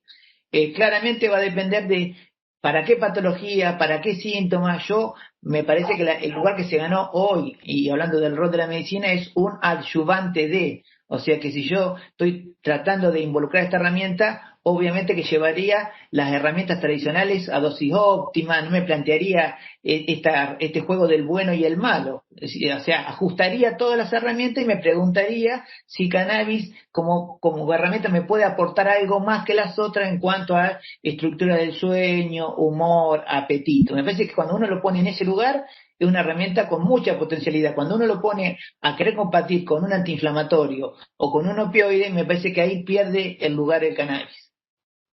Gracias, Marcelo. De Bautista Bastafalsi para Luis Osler. Pregunta, ¿qué plantea Luis como alternativa a la prohibición? ¿Consumo regulado? Es la pregunta. ¿Puede la despenalización tener consecuencias negativas en la salud poblacional? A ver, primero yo lo que planteo es una regulación amplia y legal, lo cual no quiere decir que ahora no haya una regulación. Claramente hay una regulación ilegal a partir de el narcotráfico, la complicidad con determinadas fuerzas de seguridad, pero existe una regulación. Hay un precio, hay un mercado, hay un uso, ¿sí? Lo que yo propongo es una regulación amplia que pueda cooptar todas las facetas del fenómeno y utilizarlas en forma positiva para la sociedad. O sea, obviamente una regulación que permita no solo la investigación, sino el uso responsable, el uso médico, el uso industrial. Y realmente no creo que la despenalización por sí misma genere un problema en la salud pública. Digo, no creo que porque se despenalice la gente vaya corriendo a usar sustancias, y lo que seguro va a pasar es que esas sustancias no van a ser más nocivas que las que hoy tenemos circulando, ¿sí? Vuelvo al viejo ejemplo del divorcio. O sea, la gente no corrió a divorciarse después de la ley de divorcio. Fue normal, o sea, ya venía divorciándose, venían separándose, algunos se regularizaron, otros optaron. Entonces, en realidad, no creo que perjudique a la salud pública, y creo que la solución va más allá de una despenalización. Va de una regulación amplia, abarcativa, en la cual el Estado pueda fundamentalmente, primero evitar la criminalización, los gastos de la criminalización, los gastos en salud del consumo no regulado, y no solo del cannabis, sino de muchas sustancias, pero hablando puntualmente del cannabis, los gastos de salud de un consumo no regulado, y sobre todo la posibilidad de generar datos ciertos y concretos, porque no existe la posibilidad de imponer o de establecer una política correcta de drogas si no tenemos datos en el cual basarnos. O sea, y los datos claramente van a surgir de una actividad que sea transparente, si no vamos a seguir manejándonos con datos erróneos. Así que pienso que la solución es una regulación, y no creo que una despenalización afecte la salud pública, aunque creo que sería incompleta. Muchas gracias, muy claro. Bien, hay otras preguntas, hay realmente muchas preguntas, pero vamos a dejarlas para responder en las páginas web de las sociedades de cardiología, la Federación Argentina de Cardiología y la Sociedad Argentina de Hipertensión Arterial. Así que antes de cerrar, tengo una pregunta yo, porque especialmente el otro día, leyendo una editorial del nuevo premio Nobel de Química, de las dos investigadoras que describieron esta técnica llamada CRISPR-Cas, hablaban de que, por ejemplo, esta técnica de edición genética podría ser útil para eliminar en la planta de cannabis el gen que produce el THC. Ahora, yo me pregunto, de acuerdo a lo que escuché de la charla del doctor Marcelo Morante, si bien tiene efectos colaterales el THC, o adversos o psicotrópicos, por lo que entiendo, no sería la solución eliminar todo el THC, sino combinarlo y dosificarlo. O sea que ese planteo de eliminar el gen de THC no sería útil para terapéutica, ¿o no? ¿Qué decís, Marcelo? Yo creo que eso es claro, lo que preguntás es muy interesante. Me parece que caemos en lo que es el provisionismo bioquímico, llamémosle así. O sea, claramente que el que nos hizo conocer el mecanismo de cómo funcionaba todo esto fue el THC, el que genera los efectos. Ahora, ¿cómo modularlo? ¿O cuál población es más sensible al efecto psicotrópico? Es claro que es una definición médica, pero no me parece que sea una solución ir sobre los purificados solamente porque el modelo israelí que más patologías abarca, lo que busca son distintos ratios de concentración de THC y CBD y deja puntualmente para la pediatría el producto rico en CBD, o sea, lo pone claramente porque ahí es donde nosotros sabemos que tenemos un cerebro en neurodesarrollo y en la pediatría y en la embarazada nos parece lógico el predominio ir hacia la pureza del CBD. Ahora, un paciente con una neoplasia, un paciente con una neuralgia del trigémino, un paciente con otro tipo de patología como la espasticidad, se beneficiaría posiblemente de la dosis de THC equilibrada. No me parece un concepto seguramente tiene que ver con que mostrar una tendencia. Hoy día el quimiotipo 3, que sería el quimiotipo rico en CBD, es el que prevalece para la sociedad científica. Pero si uno mira la historia del 64 para acá, hay poblaciones claramente que se pueden beneficiar del producto rico en CBD y hay otras que se van a beneficiar de concentraciones determinadas de THC. Muy claro, muy bien. Bueno, les agradezco nuevamente a los disertantes, a los panelistas, a la audiencia en general. Por último, antes de cerrar, hago un anuncio. El próximo viernes será el último simposio virtual que realiza la Federación Argentina de Cardiología y la Sociedad Argentina de Hipertensión Arterial junto con la Facultad de Medicina de La Plata. Es, como decía, el viernes 23 de octubre y el tema del simposio es la nutrición en estadios tempranos. ¿Es el determinante clave de nuestra futura presión arterial? Así que bueno, hecho el anuncio, los libero por hoy y de nuevo muchas gracias. Muchas gracias a vos. Muchas gracias. Muy amable, muchas gracias, Alejandro.